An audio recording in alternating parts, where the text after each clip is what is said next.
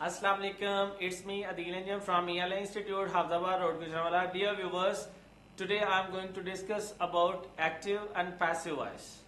Active voice and passive voice बहुत सारे students मैं बेटा बात कर रहा हूँ उन स्टूडेंट्स की जिनको ये नहीं आते। बहुत सारे ऐसे स्टूडेंट्स हैं मेरे पास जो पढ़ते हैं जिनको ये नहीं आते। ये वीडियो मैं उनके लिए बना रहा हूँ, ठीक है। अच्छा डियर व्यूवर्स, इसके अंदर I hope you will find something new. अगर आपको आते भी हैं तो देखिए बेटा डिफरेंट मेथड्स हैं, डिफरेंट मेथड्स होते हैं किसी भी चीज को डिस्कस करने के लिए। तो I do have my own method, ठीक है, and I have different ways to discuss what is active and what is passive voice.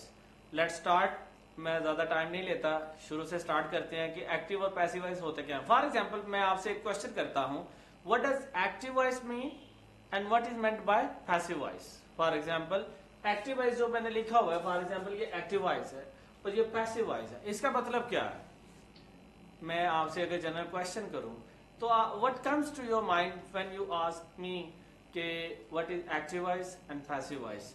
तो बेटा अगर मैं इनके नाम से स्टार्ट करूं, ठीक है, या मैं कहता हूं रहने दें, इसके नाम को छोड़ दें, लेकिन थोड़ा सा समझने की कोशिश करें जो मैं बताने लगा। देखें, अगर हम देखें एक्टिव वॉइस और पैसिव वॉइस में डिफरेंसेस क्या है या वेरिएशंस क्या है जो हमें सेंटेंसेस बनाने में प्रॉब्लम्स करती हैं, ठीक है ना, जो हमें पता नहीं चल रहा होता ये एक्टिव वॉइस है या पैसिव वॉइस है। अक्सर बच्चे जो 12 टेंसेस जो मैंने पढ़ाए हैं आपको, 12 टेंसेस हैं उनकी, जिनकी सेंसेस जो है वो जिसे हम कहते हैं वो 3 ही होते हैं, पास्ट प्रेजेंट और फ्यूचर। अगर मैं बात करूं जो 12 टेंसेस मैंने लास्ट वीडियोस में आपके सामने शेयर कर दी हुई हैं, अगर उनसे आगे अगर आप आते हैं तो ये एक्टिव पैसिव करते हैं। तो बेटा याद रखिएगा ये एक्टिव वॉइस और पैसिव वॉइस की वीडियो समझने के लिए ये बहुत जरूरी है कि आप टेंसेस मेरे अकॉर्डिंग जो उनका सीक्वेंस है ना बस वो सीख लें या वो समझ लें एक दफा, ठीक है।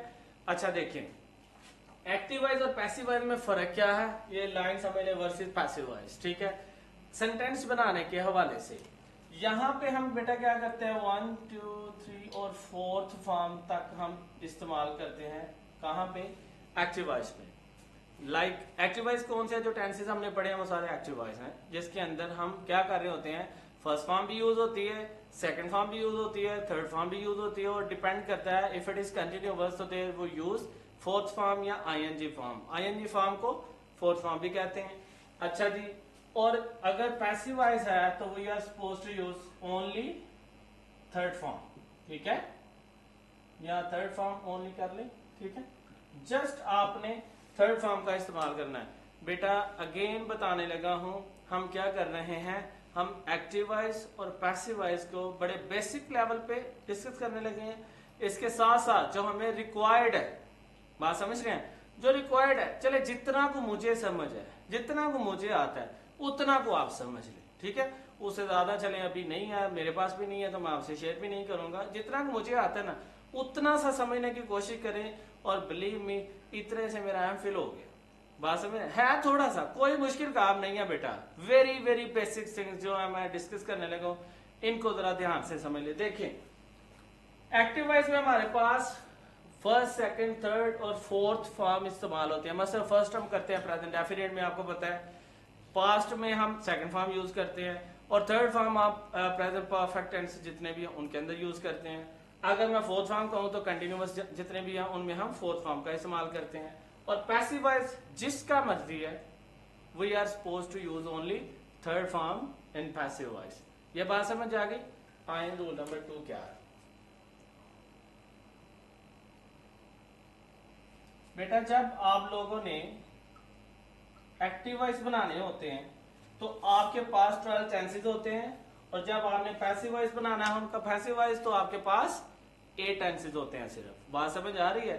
जब हम टेंसेस करते हैं तो we are suppose to do 12 different जो ना टेंसेस, उनके डिफरेंट आपको पता है वो एज होती है, जमाना होते हैं, डिफरेंट जमाना होते हैं टेंसेस के नाम। तो अगर हम देखें डिफरेंट जमाने हैं, तो अगर हम पैसिव वॉइस में आते हैं तो उसमें 8 टेंसेस होते हैं। उसमें हम क्या कर रहे होते हैं, कुछ के पैसिव वॉइस नहीं होते, तो वो मैं नेक्स्ट डील करता हूं कि कौन से ऐसे टेंसेस हैं जिनके हम पैसिव वॉइस नहीं बना सकते। आगे देखे बेटा,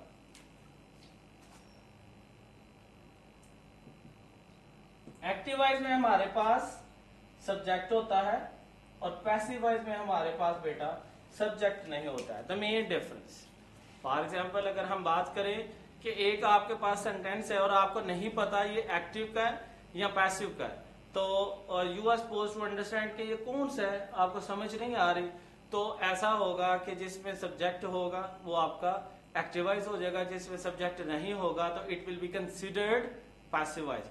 अभी मैंने जो सेंटेंस बोला for example it will be considered, ये भी पैसिव वॉइस है। बहरहाल इनको आगे हम डिस्कस करते हैं। देखिए तो मेन डिफरेंसेस क्या है जो एक्टिव और पैसिव वॉइस के हवाले से हम करने लगे हैं वो देखें। एक्टिव वॉइस में 1, 2, 3 और 4 मतलब मुख्तलिफ फॉर्म इस्तेमाल होती है according to the tense, according to the situation. और इसी तरह पैसिव वॉइस में सिर्फ और सिर्फ आपने थर्ड फॉर्म इस्तेमाल करनी है। ठीक हो गया। दूसरा डिफरेंस, इसमें 12 टेंसेज होते हैं, पैसिव वॉइस में सिर्फ 8 टेंसेज होते हैं। तीसरा, इसमें सब्जेक्ट होता है, पैसिव वॉइस में बेटा सब्जेक्ट नहीं होता है। अब यहां पे पहला क्वेश्चन कि what is subject. Again what is subject. एक कहते हैं डूअर को, डूअर सब्जेक्ट होता है, काम करने वाला नॉर्मली हम कहते हैं। फॉर एग्जाम्पल जी काम करने वाला, हम काम करने वाले को बेटा जो है ना सब्जेक्ट कहते हैं। वैसे जरूरी नहीं है, एक सेंटेंस के अंदर जिसके बारे में इंफॉर्मेशन हो उसे भी सब्जेक्ट कहते हैं। मगर हम अगर बेसिक लेवल पे देखें तो आप इसी को समझ ले। फॉर एग्जांपल सब्जेक्ट क्या है, काम करने वाला जो है वो सब्जेक्ट है। अब हम आगे देखते हैं कि इनके सेंटेंसेस में डिफरेंसेस कौन से हैं, कौन सी वेरिएशंस हैं जो हमें डिस्टर्ब करती हैं सेंटेंसेस बनाने में। देखिए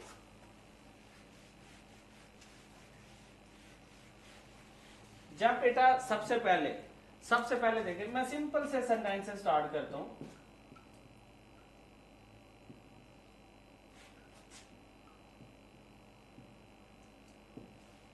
उर्दू का मैंने फिक्रा लिखा बेटा, पेंसिल इस्तेमाल होती है।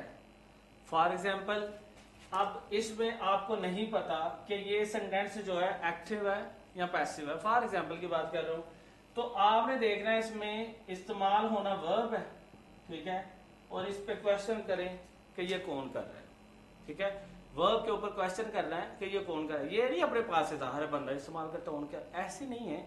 आपने इस पे क्वेश्चन करना है कि सेंटेंस के अंदर इसका जिक्र है कि नहीं है।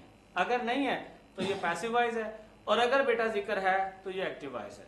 यहाँ पे हमारे पास इसका कोई जिक्र नहीं कि पेंसिल इस्तेमाल होती है में इसको इस्तेमाल कौन कर रहा है। मतलब अगर मैं कहता हूं वो पेंसिल इस्तेमाल करता है, वो फॉर एग्जाम्पल जनाब वो पेंसिल इस्तेमाल करती है, कुछ कोई भी सेंटेंस हम लिख रहे हैं फॉर एग्जाम्पल, तो उसके अंदर अगर वर्ब अवेलेबल है तो वो एक्टिव वॉइस का हो जाएगा, अगर नहीं है तो वो पैसिव का हो जाएगा।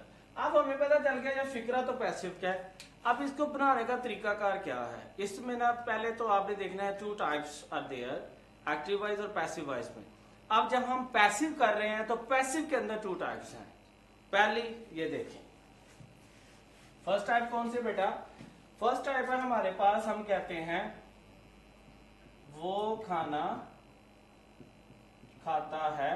हम ये कहते हैं जी सेंटेंस है तो हम इसकी इंग्लिश बना देते हैं, सॉरी, ही ईट्स फूड। अच्छा जी, अब देर आर सम पीपल के वो जो कहते हैं जी इसको चेंज करें पैसिव वॉइस में।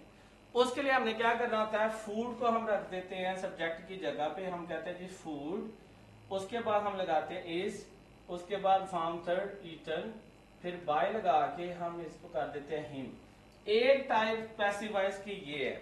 मैं आज जरा अभी इस पे थोड़ी सी रोशनी डालूं, ये क्या है।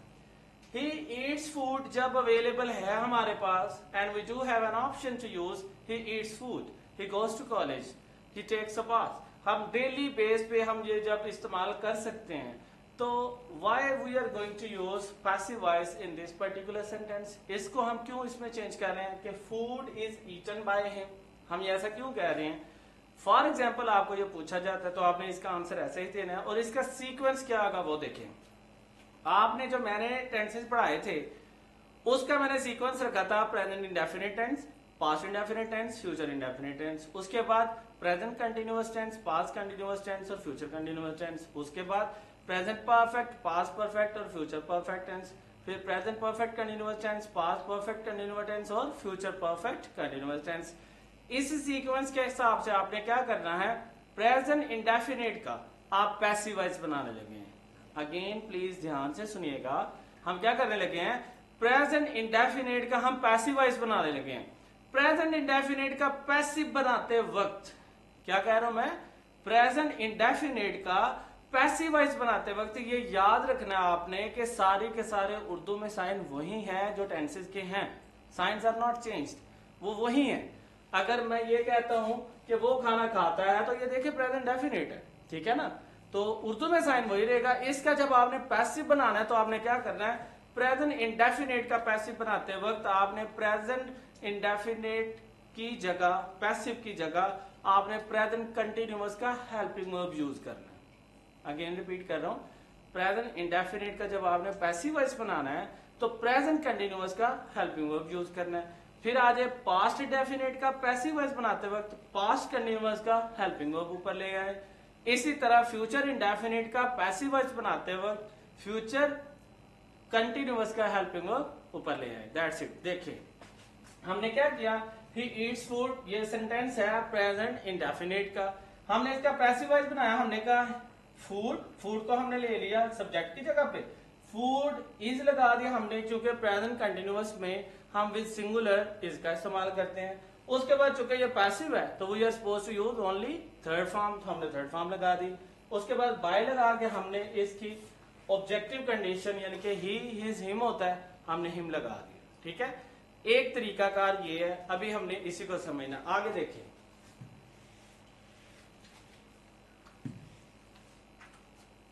एक होता है बेटा, हम कहते हैं वो स्कूल जाता है, ठीक है। फॉर एग्जाम्पल हम ये कहते हैं जी वो स्कूल जाता है, तो अगर हमने ये सेंटेंस बनाया है तो हम कहते हैं जी he goes to school for example.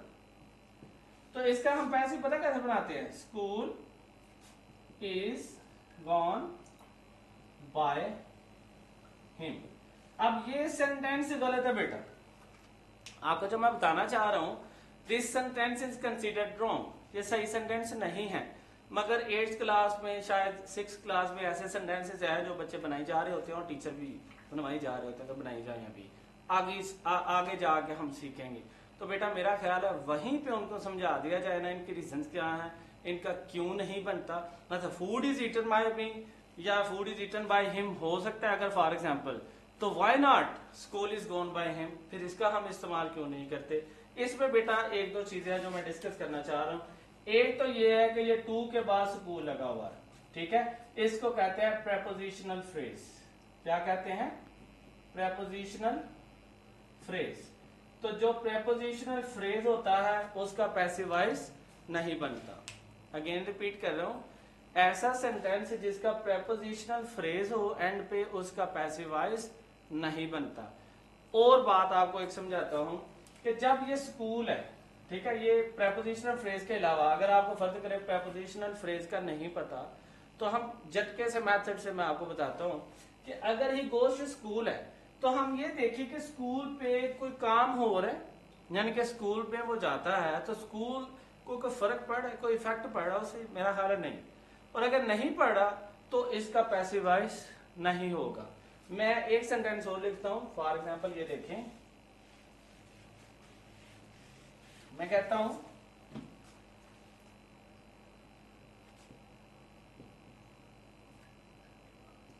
हम कहते हैं जी शी ईट्स मैंगोज, वो आम खाती है। अब अगर मैं कहता हूं वो आम खाती है तो आप इसका जब पैसिव बनाएंगे तो आप बोलेंगे जी mangoes are eaten by her.